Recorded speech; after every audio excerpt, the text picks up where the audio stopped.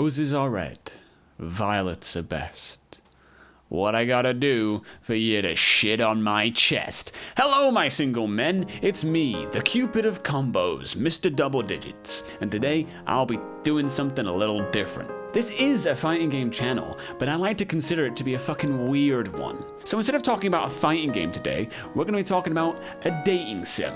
But not just any dating sim.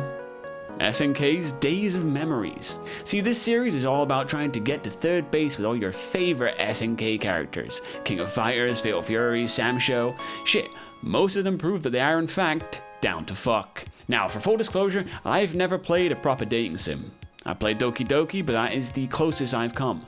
So I have no idea what in the fuck I'm doing.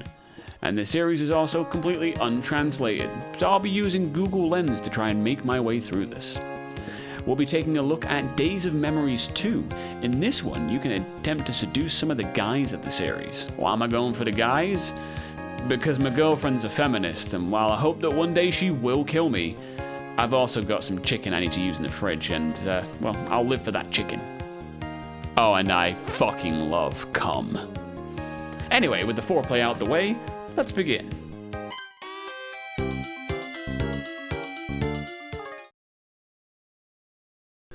We awaken to a girl telling us we're gonna be late. This is Kaori, our best friend, who I will learn to hate. She talks a bunch of shit before informing us of our goal to get a boyfriend by the end of the summer. My hunger for the bussy grows, and one by one we're introduced to our potential suitors. We encounter Kyo on the way to school, who is being a fucking lazy slacker, and he invites us to become the same. No thank you. Suddenly a pair of German twinks appear. They later turn out to be Terry and Rock. Terry is a PE teacher here, and Rock is just another student.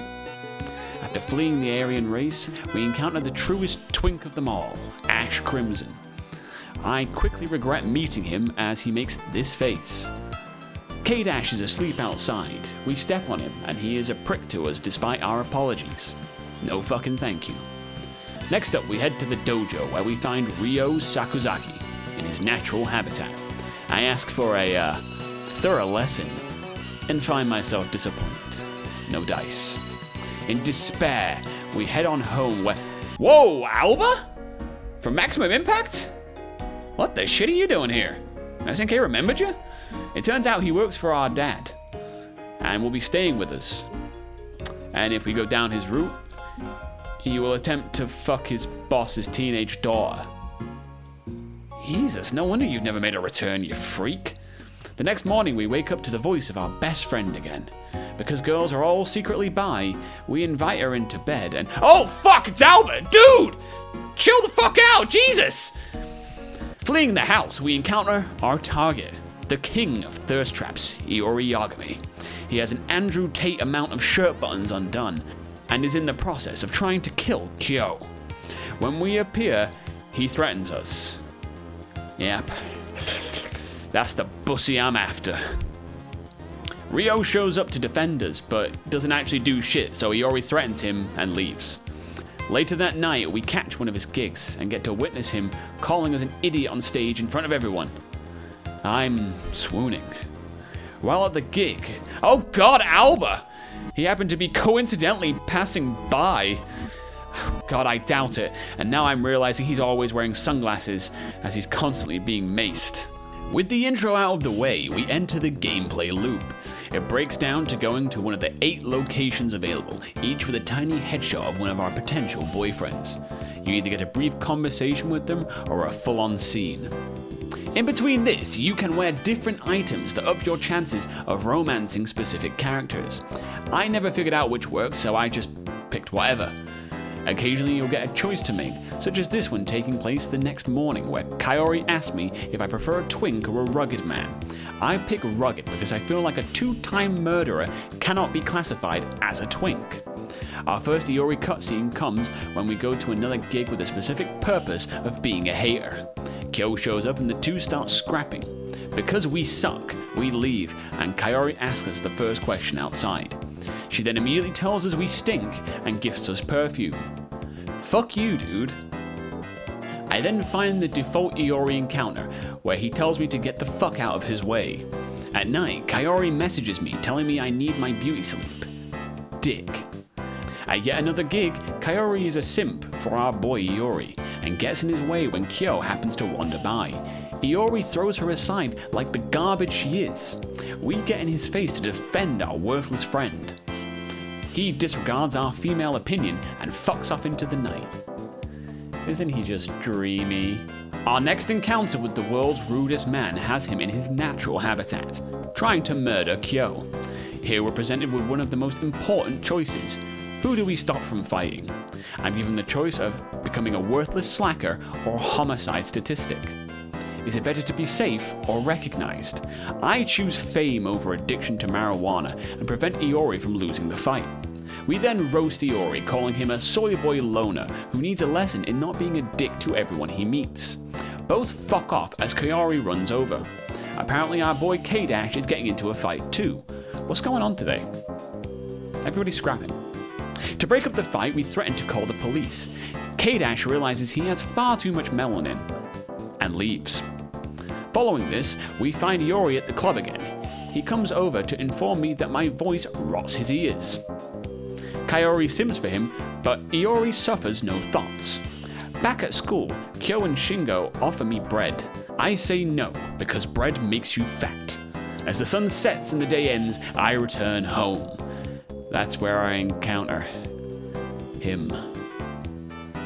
I squirm in my chair as he tells me about why he's come to Japan. He says he's come to get his money's worth.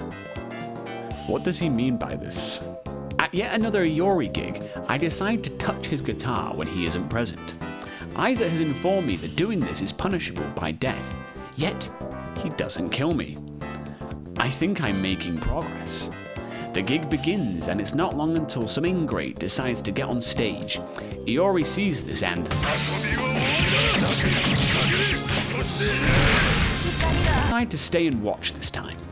The next morning, Shingo buys me juice. Shingo is nice, therefore we will not date him. It's at this point in my playthrough that I start getting the default Iori scene. I come to the club, he tells me to get out of the way, and I leave. Depressed, me and Kaori head to the arcade, where we somehow manage to encounter him again. He and K-Dash are about to start scrapping because Iori wouldn't get off the strip mahjong game. A common argument. We choose to root for Iori as we understand the lure of sexy mahjong. He thanks us by fucking off again. We find him at the seemingly nightly gig later, where he's already beating the shit out of a dude. I decide it would be clever to go over and tell him that violence isn't the answer. I immediately regret this choice and... Oh shit, am I blonde? Oh, I didn't even realize. He legit threatens to kill us this time. I'm starting to feel like going for him may not have been my best move. The next day we go to the stadium and watch a real band, not that indie shite. On this day we decide to wear a skirt. Iori is present and happens to spot us. Due to my skirt, I cannot run away. He naturally asks where Kyo is. Bro, come on, I'm throwing myself at you. At the basketball court, Iori can be found playing his guitar. We Akuma slide over to him to find that he's writing a new song. Listening in, it seems to be called Crackers in Barcelona. Interesting. He notices us, and while we clench our ass cheeks in preparation of vivisection, he has us sit down and listen. That's actually kinda nice. Song's shit, but I appreciate the lack of me dying. The next morning, Albert is watching us sleep. Oh, come on, dude. We end up coming across Iori in a CD store. He's looking to buy Athena's new CD. He asks us, what does music mean to you? I'm at somewhat of a loss. I try to think of a really clever and philosophical answer. Before I remember I have two choices, so I admit, I got no fucking idea, mate. And this is the correct response. I mean, shit, I was just fucking about. You do you, dude. The next day is the final day of school, and it seems to be the school sports day. This is actually my first time ever participating in one of these. In my school years, I managed to dodge competing every time because they weren't paying me enough. Anyway, we get involved in a scavenger hunt. Our prompt is to find a musician. Well, shit. Finding the man himself, we are given the option to give up or take him by force. Choosing the latter, we get ready for a painful demise. We end up winning first place. Taking in the victory, we noticed Iori is writing our name in his death note, like a true emo kid. In our next encounter, we find him with some pussy. Foreshadowing is a narrative device. Anyway, we later encounter him chatting to Chizuru, which brings me to the question of how this all fits into King of Fighters' main story. I'm quickly distracted by Kaori arriving and informing me I have small tits. At this point, I'd rather hang out in Alba's basement than with her. A couple of days later, we go shopping to treat ourselves for defeating school. We are an unloved child with a potential sex offender in our home. We deserve something fucking cool. As we shop, Iori spawns in. We call him lonely and chase his ass down when he attempts to leave. As expected, he tells me to fuck off. Instead of taking it like a bitch, we decide to tell him to cheer up. Next gig, we spot a poster on the wall and... oh god, what the fuck is that? Iori informs us it's an advertisement for Band of Fighters, a battle of the bands kind of deal. Interesting. The next day is actually our birthday. We're a moody cunt, so we decide to ignore our family and go out shopping again. We're given the choice between a clothing store and a music store. Well, it's not much of a fucking choice, is it? We're trying to impress the jazz man. We head into the music store where Iori has apparently followed us. He immediately starts roasting the stock until he notices something he likes. He then gives us a guitar pick. I mean, cheers and all that, but what the fuck am I supposed to do with this? I don't even own a guitar, dude. Later at the club, we find the world's most reasonable man tearing down the Band of Fighters poster. We call him a pussy for not wanting to enter. Shockingly, he takes this well. On my way home, I see Alba watching children play. I apply for a restraining order. With this, we reach the endgame, the final few days. I tell her there is no fucking way in hell is she meeting Iori. No way. Escaping the house, we find ourselves singing some weeb crap in a field. Hearing someone having fun, Iori dashes over. We stop singing to avoid social humiliation, but for some reason, he asks us to continue. So we sing the Cory in the House theme. Sing for me. From now you are mine, he whispers. I consider leaving because, bro, that's weird. The next day, Kaori takes me to buy a dress. Iori appears, kills Kaori, and rudely invites me to the club. He then grabs me by the collar and drags me there. Now, I've said a fair amount of bullshit throughout this, but no, that one's genuine. He has us listen to his new song before asking us to remember something. Both I and the character have no idea what the fuck he is talking about. I still don't know. He asks our opinion on the song and threatens to kill us. We tell him he needs to get back to the booth. Wait, I think I'm now the singer in his band. Either way, our self-preservation kicks in, and we throw him a compliment and... what? He tells me to write a poem. Crap, I have a day to do so. The next morning... oh Jesus, Alba! He interrogates us on our love life. Dude, I am a teenager. Keep out of my shit. Ignoring his slightly jealous ranting, I ask for advice on writing a poem. He gives us a non-answer. Cheers, fucker. I manage to escape by catching him in a Home Alone-esque trap and search out for more advice from my literary pursuits. I encounter Kyo. He offers to smoke a spliff with me in his Nissan Micra around the back of Tesco's. I refuse and instead ask Terry and Rock. They basically tell me it's gotta come from my heart. Cheers, I guess. I can't be mad at Terry. We write the poem off screen and head back to the club. It's half-assed, but how upset could he be? Shit. He calls it lame and, unlike Isaac, tells me he'll fix the garbage song I wrote. We then begin practicing. I receive more and more threats as time goes on. Kaori shows up to be annoying. I choose to lose my shit at the two of them.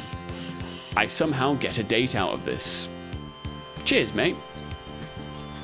The big day arrives. We prepare for our date by trying not to be a small-boobed, ugly, stanky girl. Man, this game is giving me self-confidence issues. We arrive late as Iori arrived 3 hours early. Why? Why did you do that? I immediately start blabbering about us getting married. This is not a good look, damn it. Iori doesn't understand as he's never encountered basic happiness. We're given 2 options for conversation. I choose the secret third option and ask how the fuck he ended up in an anime fighting game that one time. He ignores me. I don't think we can win Battle of Fighters. He threatens me again. This day is going well. Apparently the song is good, but it's missing something. Heading back to the club, we practice more and... Iori, what the fuck are you talking about? Outside, we're given the option to ask Iori about his past. He mentioned he'd lost someone close to him and... Oh shit! Wow, Iori shows up. It's a quick cameo. I thought I found a secret ending for a moment. And now we reach the final day, the Band of Fighters contest. Alba crawls out from a nearby sewer and scuttles over to inform us that he'll be at the show. This works to our advantage as we have NBC's To Catch a Predator's Chris Hansen on speed dial. Kill and Kaori show up and tell me I need courage and passion in the song. What I really need is a goddamn drink. I arrive late, leading to us going last. Iori hates this, but don't you want to go last? It means that people will 100% remember you. Does that not up our chances? It gives us an advantage. He's infuriated further when he finds out I signed us up under the name Not in Street Fighter 6. Skipping ahead, it's our turn, and Yashiro immediately starts heckling us. Iori goes wild, hopping into the crowd to unleash his rage-fueled jazz hands. Again, we stop him, trying to prevent him from becoming Taiwanese food. He cools off and we hop back on stage. And we fucking nail it! My outfit improves and the song goes wonderfully. Throughout the song you've got to make choices about the lyrics, making sure that they're about Iori. People love it, and I cry. He calls me a pussy. Naturally, we lose, so I use all those save states for nothing. Iori immediately leaves the club, leaving us lost, confused, and still in search of the pussy. We awaken the next morning, ready to wallow in defeat. Dragging ourselves out of bed, we wander the streets, searching for the rudest man who ever lived. Iori is found in a field, moping. We start apologizing and shit. I'm not even sorry, I just don't want to die. And then, he tells us to sing. He's a romantic, telling us he'll keep us singing until we explore hell. Bro, have you never spoken to a woman before? And then, congratulations to myself. I've now gained a 2-time murderer as a boyfriend. Lucky me. So, that's my dating sim cherry popped. How do I feel about the game? Whelmed. It's exactly what I expected. Amusing, lighthearted, and fairly corny. But shit, what else would you expect? I seem to remember there being some kind of Capcom equivalent, but I can't find it anywhere. So my desire to date Akuma is really going down the shitter here. Next Valentine's Day, maybe I'll give another one of the games in the series a go. May you all find yourself some femboy bussy on this most romantic of days, and of course, go get your ass kicked. What a joke!